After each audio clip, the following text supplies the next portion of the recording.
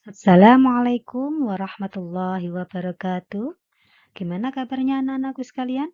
Semoga kalian semuanya sehat dan pastinya masih semangat belajar ya. Oke, hari ini kita akan belajar tema 3 subtema 1, tokoh dan penemuan, muatan, pelajaran bahasa Indonesia dan IPA. Yang pertama, bahasa Indonesia kita akan bahas mengenai teks eksplanasi.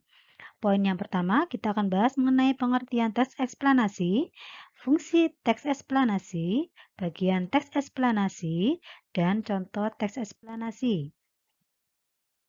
Pengertian dari teks eksplanasi.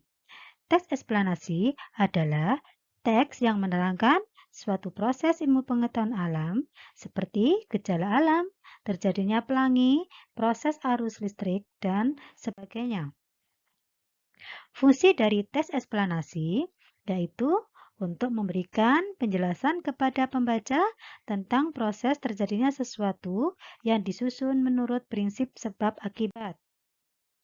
Selanjutnya, bagian dari teks eksplanasi yaitu ada 3.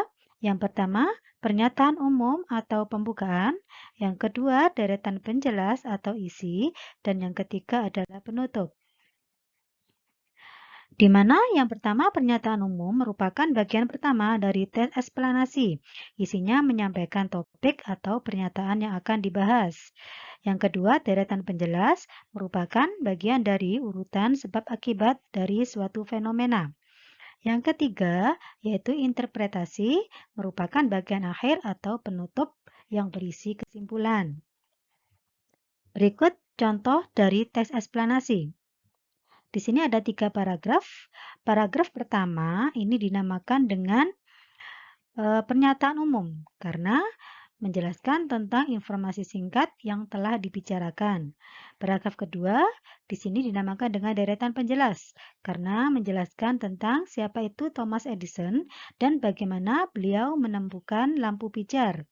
Sedangkan paragraf ketiga di sini dinamakan dengan teks eksplanasi atau kesimpulan. Perhatikan 2 contoh teks berikut. Teks pertama tentang proses terjadinya pelangi. Sedangkan teks kedua tentang proses membuat nastar. Nah, tahukah kalian manakah dari kedua teks tersebut yang termasuk teks eksplanasi?